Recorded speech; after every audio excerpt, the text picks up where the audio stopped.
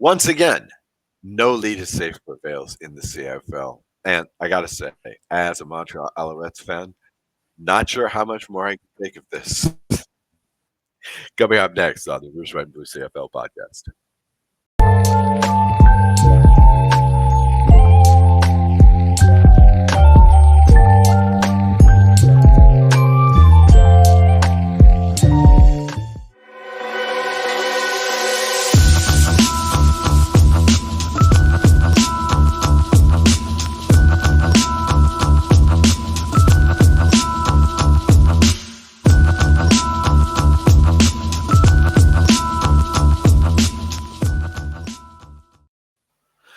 Hello and welcome to the Rouge, White, and Blue CFL podcast. My name's Oz Davis. I'm the co-host of the show.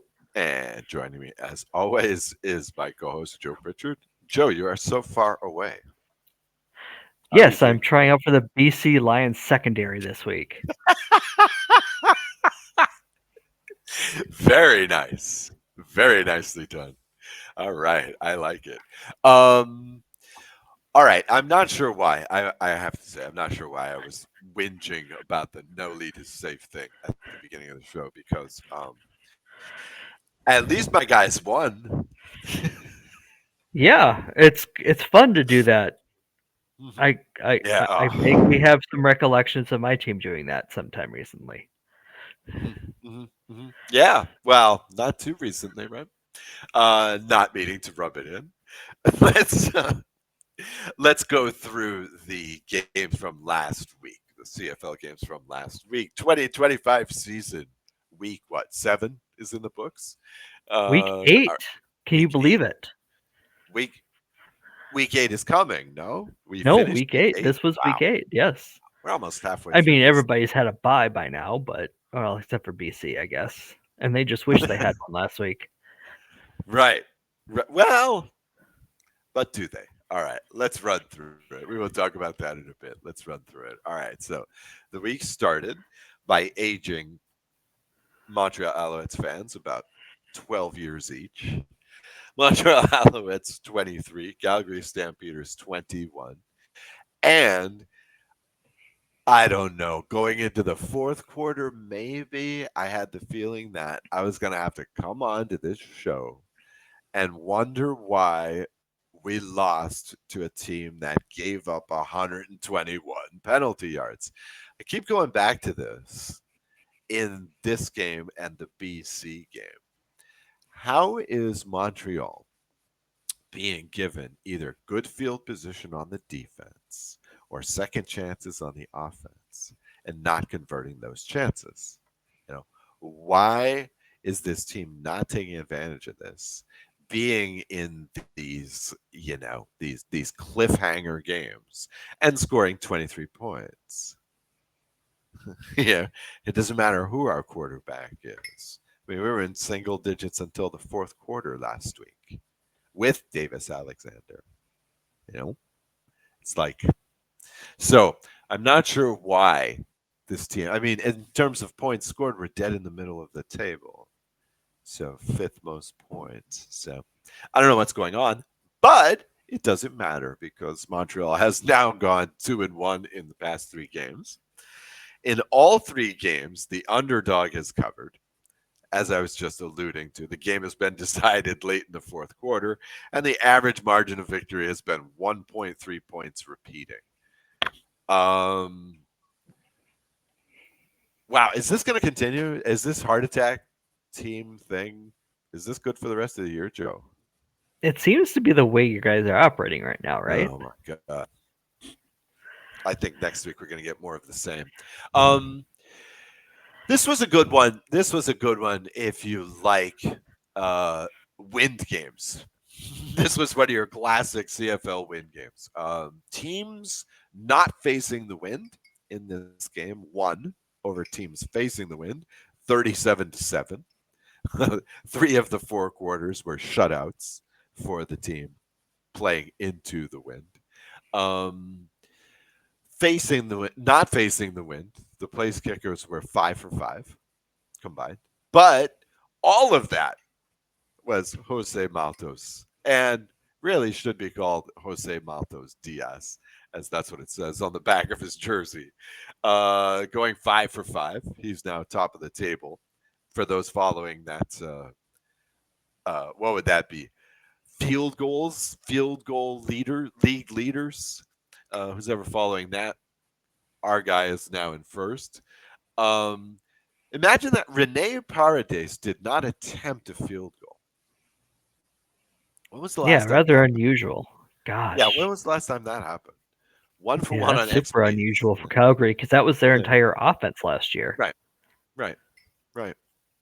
And meanwhile, our guy capped the game with a 57-yarder. By the way, for those who played the CFL preseason props contest, still haven't seen a 60-yarder. This one could have been 60 yards. Okay, now let me ask you this one. What about Calgary going forward? Right? Calgary loses the game. The hot streak is over.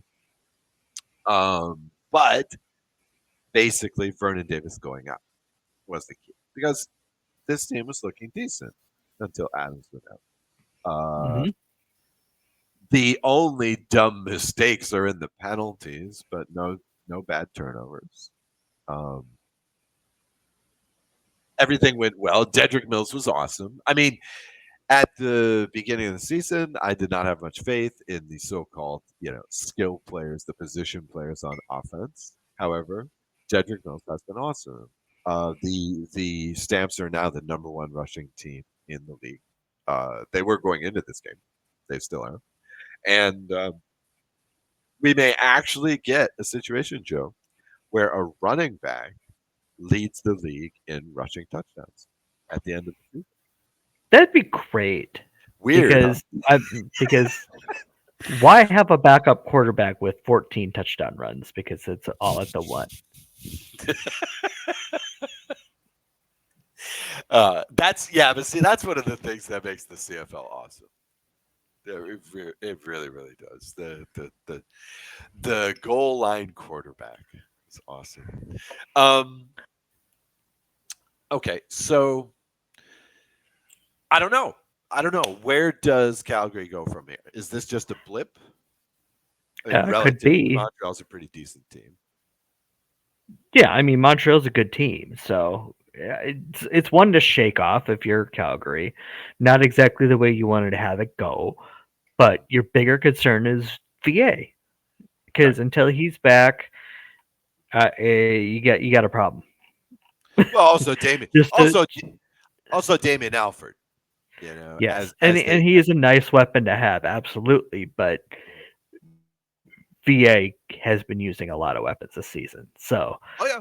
having him not back there to orchestrate the offense is a scary proposition for a club that's lacked, you know, any sort of spark on offense for the past couple of years until VA showed up again, right? hmm hmm hmm hmm Right. Right, right, right. So we shall see. I mean, for I wouldn't say the first time this year, but again, Dominique Rhymes looked really good. 89 yards on 5 catches, 1 touchdown. Um, but like I said, Alford is now out. As they like to say, the number one overall pick left the game with an injury. He's not playing next week. Um, Philip Walker Jr. was just not up to the job. Is this who starts? Is this who starts for Calgary? It'd have to be, right? Right. Okay. All right. I Like don't who know. else do you have? I don't. I couldn't even name their third string quarterback right now, Right. which is pretty poor of me. I know, but Right. Right. that shows you how much of an impression they have made at this point. Well, they lost both Meyer and Tommy Stevens, which is pretty Right. weird if you think about it. Right? It's not often that a team loses two of their quarterbacks in the offseason. Two somewhat viable quarterbacks, at least as a backup and as the touchdown quarterback, respectively. At least they're functional in this manner. But I don't know. Again, as an Alouettes fan, McLeod Bethel Thompson did just enough to pull this one out. But really, seriously, again, I aged 12 years. I don't know how. I can't believe we're only one game into 6 games Oh into yeah, the that's regular right. season. Calgary likes to run Quincy Vaughn around as their third string quarterback there. Okay. Okay. Okay. I mean, I guess I should just say shouldn't talk too much more on this one, but I did want to say this. Uh the play of the game. The play of the game in this game was the Caleb Evans pass. Right? Kept him in the game after getting the first down. Goes, does the flea flicker, connects with Tyler Snead, 42 yards. Okay. Getting right into the red zone. Right. The crazy thing was this. They had just attempted the flea flicker, like on the previous series or the series before that. They had just attempted it and were not successful. But how does how do you run that twice? you know, and be successful the second time? That was really. I mean, the Stamps defense has got to be kicking themselves for that. Got to Well, be. yeah, and sometimes though the uh, the thing that will surprise a team the most is something they've already seen, right? Uh-huh. Like you never gonna expect them to go there twice, right? hmm hmm Well, yeah, I guess so, but realistically, there's a reason why you rarely do it once. I mean, it's a tough thing to pull off for like positive yardage. Um, but in any case, okay. So Montreal, the win is in the book. Unfortunately, we're still in second place in the East. Well, we're back in second place again in the East. Um, all right. Moving on, it was Saskatchewan Roughriders 21, Edmonton Elks 18. If you're just looking at the numbers, you see the score. This game was really close. It really wasn't. But I'll tell you what, Joe, on the way here, there were some great Canadian football scores in this game. The Oh yeah, scoreboard, yeah. the scoreboard Wasn't was there 4-4 at one point? well, it was 1-1, 4-1, 8-4, 11-4 at half. And Okay, then 4-4 must 21. have been the week before. Yeah. That was the previous week, and 21-4 after the third. So, unfortunately, it ended up with this rather mundane score, but it was fun along the way. Sort of. I mean, basically, this game was all riders, right?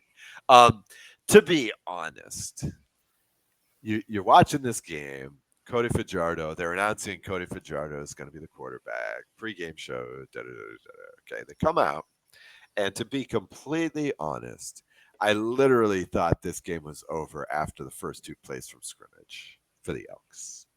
I mean, seriously. Rankin runs for 1 yard. There's a pass for 1 yard, past the line, punt. I mean, this was for me. For me, I mean, seriously, this is how it's going for Edmonton this season. I honestly thought it was over then. By the time it was over, 8 sacks in this game. Three guys had 2 sacks each. Malik Carney, who had a hell of a game. Micah Johnson, Shane Ray. These guys are all getting 2 each. Fajardo was running for his life the whole game. And I don't know, Joe, I'd like to get your feedback on this one. Fajardo was running for his life this whole game. And actually, starting him over Trey uh, might have been the best thing they could have done for the Riders, right? I mean, Ford should have been playing in this game if the offensive line is going to crumble like this consistently, right? Well, no, because Ford's a lot less structured in his escapability. We've seen 3 or 4 times already this year where he goes and loops back like 20 yards trying to get away to make a Oh yeah, spectacular play. oh yeah. Fajardo knows This is as a veteran, you can make a bad situation a lot worse. So take what you can get and don't try to force anything, mhm, right? mhm, mhm, mhm. So he's got some escapability yet. Fajardo does, but he's also got the wherewithal to know, okay, if I lose 2 here, it's better than losing 20. Mhm. Okay, okay. Whereas Trey would rather Trey's spin going the to go for the ball. home run, Right. right? Okay. Okay. All right. All right. Fair enough. Fair enough. I don't know. I was just looking for some solution here for the Elks. Well, their And solution seems to be Cody going forward. So you know, yeah, but we'll see. I mean, that's I mean, this has felt like every single Elks season of the past 3, 4 years. Oh yeah, It's absolutely. I mean, if it's they were going to go with Cody, they should have gone with him from week one and just said, you know what, we think he's the best guy, instead of screwing around with Trey Ford for a few weeks and just going okay and waiting for that opportunity to go. Oh, he had a bad game. Okay, now we're going to play Cody. Like right. it is clear, and the new coaching staff and the new GM, Mhm, none of them had anything to do with bringing in Trey Ford. It I'm sure they wanted to give him a go with to see what they had, but eh, thinking back on it, I'm surprised he got as far as he did, simply because this new group has nothing invested in him. The fan base does, but when have they mattered in Edmonton for the last 5, 10 years, right? mhm, mhm, mhm, mhm. Right. Yeah, well, that's what I was just going to say. It occurred to me during this game they're actually showing the crowd, the attendance in this game, and nobody's going to these Edmonton games. And I was just They're thinking to giving myself, them a reason to go, right? well, yeah, that's the thing. I was thinking to myself, I mean, this team has not been relevant since Mike Riley was playing quarterback. It's just like, come on now. It's been again. We were talking before this show about being a Colorado Rockies fan. I mean, this is what being an Edmonton Elks fan is like. You know, we've been bad for a long time, and management, front office, just doesn't want to do anything about it, or at least make the correct moves to put a Yeah, winning team. and sitting here on the outside, I can tell you as much as you don't want to hear it. Like, give Ed Hervey a chance. He's shown what he can do as a GM. He's got to work with the pieces that were here to begin with. But like, how much more patience can you possibly have as an Edmonton fan, right? Oh, right. Right, right, right. Yeah, the only thing that's keeping anybody interested is because the league is small and there's a lot of playoff teams. So, but yeah, not this year. Not this year. Nope.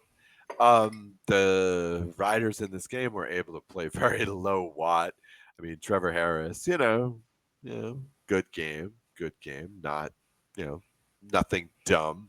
He also had the most Trevor Harris touchdown pass, quote unquote, of all time. I can't believe they counted this as a pass. So you saw this play, right? Where Emelis does, more or less the end around, and Harris just kind of flips it to him in front of him. Forward, Yeah. it counts. Joe, you'd make a great statistician. So, so in the end, the stat line says, and the fantasy stat line, I guess, goes down as 25 of 33, 268 yards, 2 touchdowns against 0 turnovers. So, uh, yeah. So next week, these first two winners play. The Riders go to Montreal next week, and damn if that game is not going to be 3 points or less. I mean, I honestly think the Owls are going to do this one more time. They're going to do this one more time. All right. The So, Riders' habit of playing with their food is going to come back and bite them, right? uh-huh. Now that's an interesting bit of imagery. Yeah, we'll talk about the Riders and Owls later on in the show, much later on in the show. All right. So, third game of the weekend, and I wouldn't be surprised if Joe is still baffled and stunned by this outcome. I sure am. I was having a disconnect moment watching this game. Toronto Argonauts 31, Winnipeg Blue Bombers 17. Gee, I got to ask you one more time, Joe. What happened? I think I picked the Argos last week, didn't I? I'm not that stunned. I believe so. Yeah. Yeah, Really though, really, because wow. Wow. I I mean we're was. playing. I was. Yeah, so Winnipeg doesn't play well in Toronto. It's just one of those things. Okay. The weather had their effects. The secondary has lost all of its cohesiveness. It's just a mess right now. Mhm. Zach's been in and out of the lineup the past couple weeks, and they don't shift gears very well to Strebler. Either they game plan for him and everything's fine, or if Right. they have to shift gears mid game, it takes too long to get that on track. So, Mhm. oh, and yeah, the offensive line is a little bit of a mess too. We Okay. did see the defensive line, wake up there for about a 15-minute stretch of game time there. That was really nice to see. A bunch of sacks all of a sudden out of nowhere, and then they went right back to not existing anymore, letting Nick Arbuckle cook a hot dog in the pocket for a while. But it was a good week to pick Coxie and Daniels to my fantasy team, so I'm glad I did that. Oh, and Cole Speaker too, but I do Cole Speaker just about every week. So Okay, so what you're saying is you're still in the denial stage. no, there's no denying that Okay. are worse in Winnipeg right now than they've been since gosh That's before COVID. the last time they lost 3 games by this many points was 2014, pre Rouge, White, and Blue. So I don't think we're in the dark times like we were back then, but we're gonna get there pretty quick if it stays this way. See, you called this. You called this. This is on the record, Joe. You called this. We're partying like it's 2014.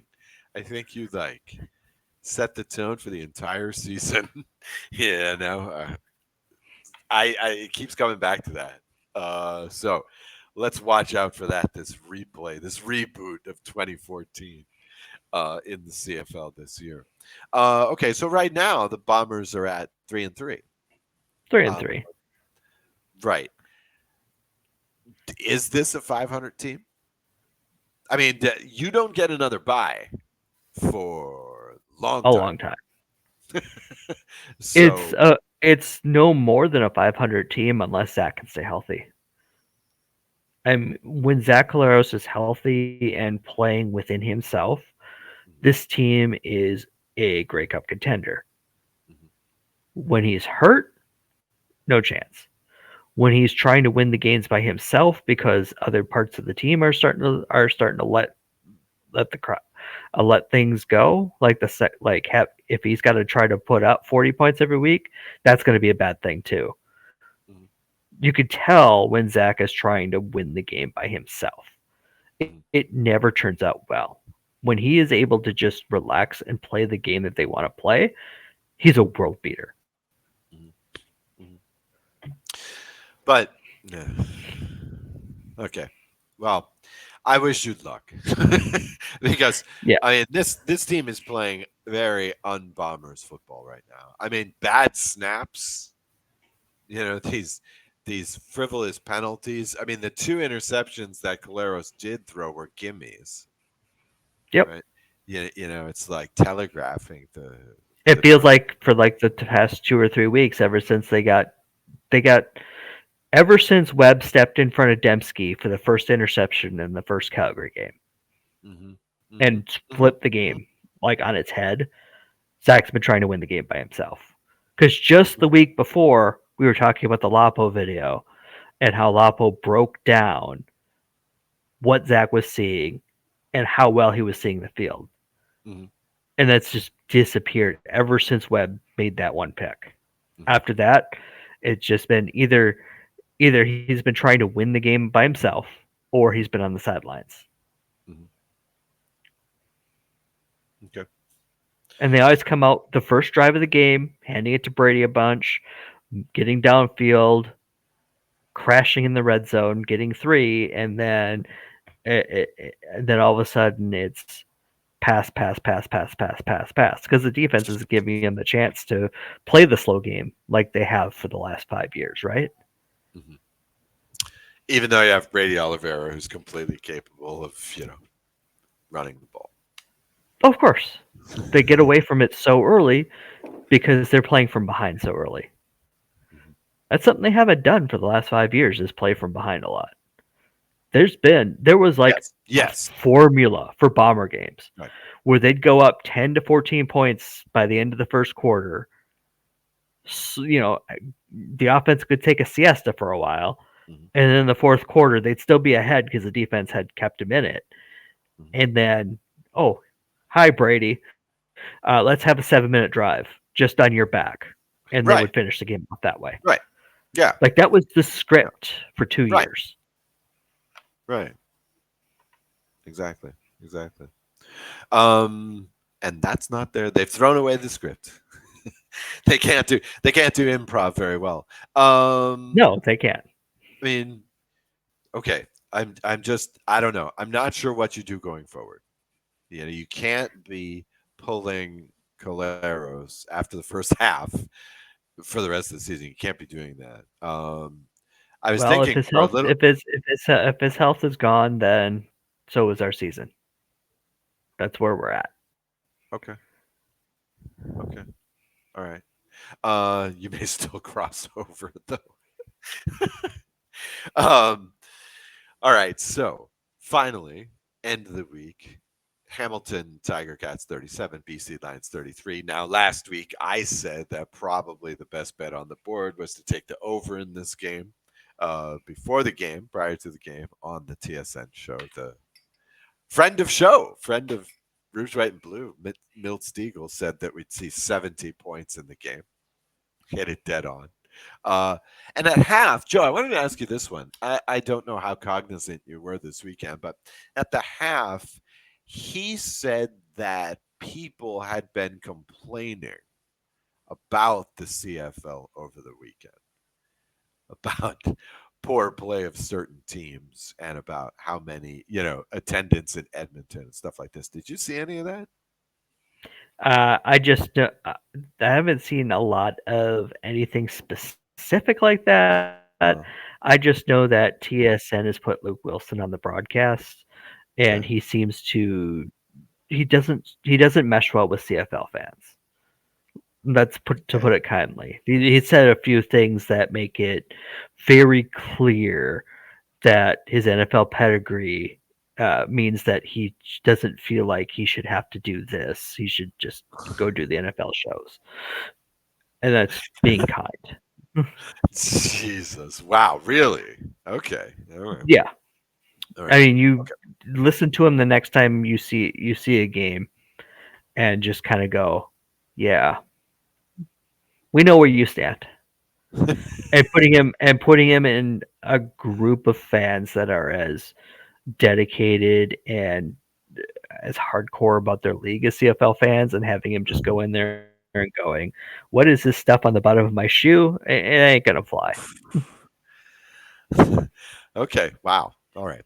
So that's what that is about. Now, most of the broadcasters on TSN, most of the people speaking, were raving about what a great game is. Okay. From the dark every silver lining has a dark cloud department. I mean, that's fair enough. I mean, the truth is that, and my reasoning for recommending the over on this game is just that these defenses just aren't there. um these are two of the scoreboard spinniest defenses in the league, and so you got exactly that. At quarterback, you have Bo versus Nathan Rourke. I mean, if you're not going to pressure these guys, you're going to get what, almost 700 yards passing, 679 yards passing, 389 for Bo Levy Metro, monster game for him. Uh-huh. 289 for Nathan Rourke. But Bo had the 3 touchdowns, which hmm really made the difference. Really aided by the fact that BC decided, hey, you're down a field goal. Let's let you go. Let's let you march down the field in the last couple minutes of the game and not give you any pressure whatsoever. Mm-hmm, mm-hmm, mm-hmm. Yep. Yep. Yep. Yeah. Well, I mean, that's the whole game, right? That's both of these teams. I mean, the Cats got the one Sure, sack. but you at least call the defense that says, okay, let's try to pressure them and let's press them a little bit.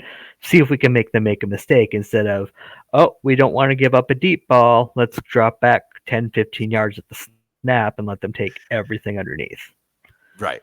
Right. When you're up 3 and 3 can tie the game, like Yep. you got to try to stop them. You can't just let them do that the whole way down the field. Mhm. Yeah, Like they came back. that's a fireable offense for a defensive coordinator, honestly. Wow. Like to not even try to stop the other team and just try not to give up the big ball. Yeah, that's one thing, but like you got to protect the whole field, Uh, especially the parts where it's really easy for the quarterback to hit his receivers. uh. Right. Right. Wow. I BC is another team that's just baffling me. It's like, what is going on here? No, This game, they're exactly who I thought they were. really? Okay. Exactly. Okay. Like I picked them to be 8-10 because I didn't know if Nathan Rourke was going to just be Superman this year, Mhm. but it's looking trending more toward like 7-11, 6-12, and the only reason they're Yeah. going to win is because they're going to outscore people Yeah. from time Yep. to time, right? Yep. Yep. Yep. But yeah, I mean, that game a couple of weeks ago, notwithstanding, the Ticats defense, same way, same way. No Mhm. pressure. We'll let you score. I mean, again, 70 points in this game. 70 points, all on offense. No special teams, no defensive touchdowns. All offense. All offense. Um, so uh, actually, and of note, BC, which had a 10-point fourth quarter lead, actually won the turnover battle. So now they're at just -8 turnover differential on the season. So good for them. They win by losing. All right, let's talk next week's games real quick. Before we do that, however, I wanted to ask you, Joe, have you been following the crankshaft saga? Yes, I have. Okay. So, So far they're getting ready to go. right. Right. I was going to give the super brief summary of I forgot how long some of these comic strips can take. Some of these, serial type comic strips that are not one punchline per day can take. The progress could take a long time to unfold. Mhm. Basically, Crankshaft is an old-fashioned comic strip still running in newspapers for those that still exist, and also, of course, online. It's a two-panel strip most of the time, except on Sundays. Right? And the main storyline is our heroes are going to the Winnipeg game. Now, actually, there's been a little controversy popping up in the chat for this comic strip, Joe. I don't know if you've also been following that. See, I'm getting into this now. Never read the comments. I'm getting well. It's actually these are actually pretty funny in general. There's one bit where everybody is convinced that they're playing Toronto.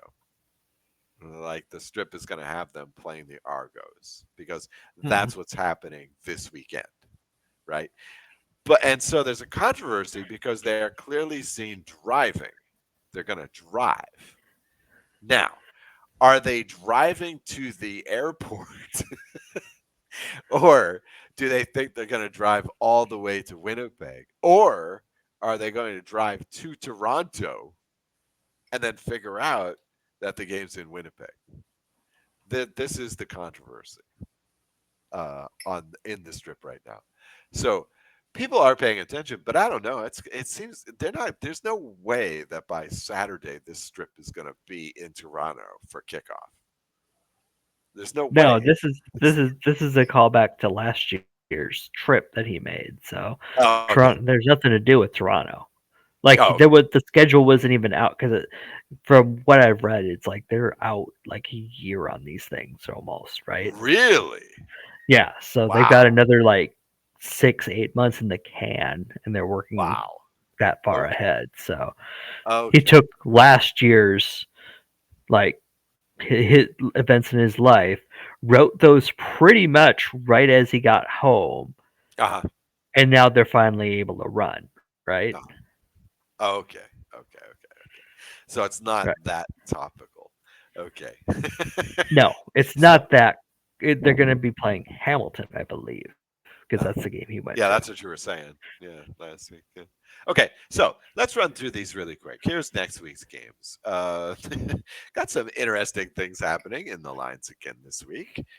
We open the week with Calgary Stampeders at Ottawa Red Blacks. Now, according to the injury list, right, Joe, Drew Brown will play.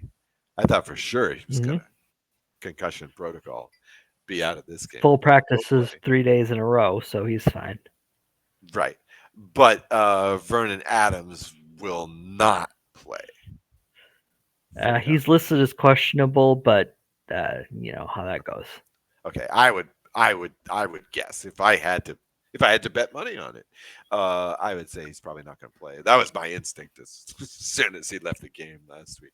The CFL has a long season, and now I believe every team has played at least one game without their number one quarterback. Wait, you guys haven't actually. Winnipeg, you have Yeah, not we started. have our first game, Oh, that's right. That's right. Yep. That's right. That's right. Week 2. and Okay. multiple times in between. Okay.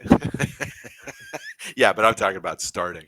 Yeah, I agree. Okay, so here is game 1. Calgary is actually a 4.5 point favorite, or 3.5 point favorite. Some books are offering 3.5. So, um, wow, tough call, right? Because tough to pick with Calgary without Vernon Adams and without Alford on the team for this game. So pretty tough to bet on them. But Ottawa, wow, wow. Um, even off the bye, even at home, I can't say much about this team positive. Um, all right. I'm going to be weak. I'm going to be weak. I'll take Calgary for the win. I'll say Ottawa covers the 4.5. Okay, I'm not going to be weak at all Okay. because I'm terrible with Calgary and Pick'em. Like I've made one pick correct with Calgary and Pick'em all season long. Right. I'm taking them Okay. because I don't believe like this is a perfect setup for Ottawa. They're coming off a bye. Their opponent is weak at a very important position. Has lost a bunch of players to injury. They're the walking wounded walking into Ottawa. Mhm. Ottawa never takes advantage of this kind of situation though. And it's going to be the reason that there's going to be big changes in Ottawa sooner rather than later. And this game will be one of the reasons why. Okay. I don't think Calgary puts up much at all. Mhm. Like, they might get 17 this game, but I don't think Ottawa gets that much. Just simply because they don't take up these challenges or these situations and go, okay, this is my game. Let's finish this off. They just don't do that. Okay. So take the under. I would say. All right. So here's Toronto Argonauts at Winnipeg Blue Bombers. What would you guess on this one? What is the line? Winnipeg -2. Wow. Winnipeg minus 6.5. What are these guys watching? Yeah, and at some books minus 5.5. So it's even trending down. So I don't know if it'll get to -2. Some games this season have had some big swings because I think few people are betting CFL football. Actually, might be quite a few people betting because there's no college football, there's no NFL football going on. Okay. Just this week, they announced that Chad Kelly is now on the 6 game list. So nothing will change in Toronto. Um, so you don't like Winnipeg's chances at all this game, huh, Joe? You don't even like I them. do Oh, for you two do? reasons. Okay. Okay. It's a back to back, Right. and Right. teams tend to those tend to go home and home. Yep. Yep. Yep. It's also a game where I don't believe Zach's playing. They didn't practice today because of wildfire issues and smoke and Uh-huh. such, right? Uh, So they'll have one day of practice to show, hey, did Zach practice or not? I don't have that information. I'm just going off my gut. I think they're game planning to have Strevler play this one. It's a long season. You get to November and you have a chance. So that's the long play here.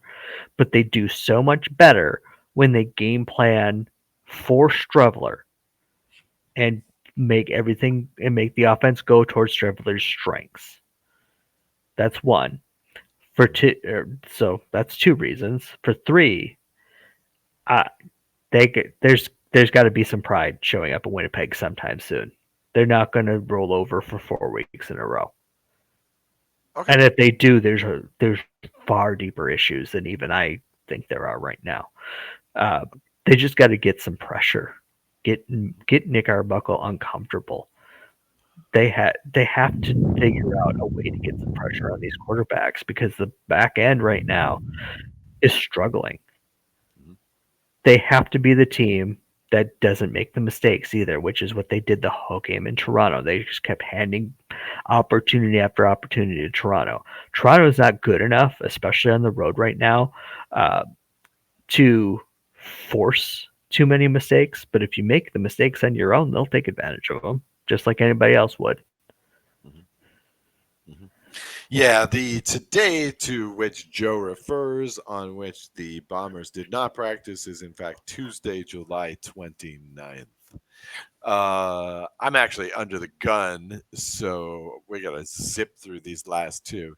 We've got Hamilton 4.5 point favorite at Edmonton. Um, I hate to kick an elk when they're down, but Hamilton is scoring too many points right now. Like you have discussed before, Edmonton is not going to be able to keep up with this. Hamilton is capable of putting up some yards and some points, but I just don't think they'll be able to do it this week. I think Bo is probably going to have the fantasy game of the week, so pick him up at quarterback for what that's worth. Um, what do you see, Joe? Anything differently than It this? feels too easy, but I'm still going to go with Hamilton. Like, I can envision them putting up 50. I can envision them putting up 15 and making a boatload of errors and penalties and losing a dumb game because that's what happens on the road sometimes. My fantasy team is very, very much loaded for the 50, though. So I'll take Hamilton and hope I'm right. Okay. All right. Finally, close out the week with Saskatchewan Roughriders at Montreal Alouettes. Would you like to guess the points on this game, Joe? Um, Montreal -3. The Riders -3. Okay. Okay. But I think, and it's trending towards 2.5. So, but I don't know. You know what? I'm probably jinxing the team, but the Alouettes are going to win this game. Look, the Riders are 6-1, but the truth is, here's a real simple stat for you: they're 0-1 against winning teams. And this is not a function of, of course, I have a lot of wins. So, of course, every team I've beaten has a losing record. No, no, they've beaten up on some of the bottom feeders in the East, Edmonton, et cetera, et cetera, et cetera. The one game that they did play against a playoff contender, let's be realistic, was against Calgary, and they lost. And, I think Montreal defense is hot. I don't. In theory, Sean Lemon could be back in this game. This team is shutting down offenses and letting our offense, who can only score about 20 points a game, win these games. But I'm going to take Montreal. I'm going to take Montreal. Saskatchewan has been playing a bit too loose for too long. Yeah, they've been letting teams hang around. And Yeah. if you let Montreal hang around, Jose Maltos will beat Oh, you with a long field goal, and that's exactly how I'm calling this one. yeah. I'm with you. Yeah. Yep. Yep. This is going to be another white knuckler, perhaps, for Montreal fans. But all right, let's put a bow on it. Like I said, I got to get out of here. So for my co-host Joe Pritchard, I'm Oz Davis. This has been the Rouge, White, and Blue CFL podcast. Thanks for listening, and we'll talk to you next week. Enjoy the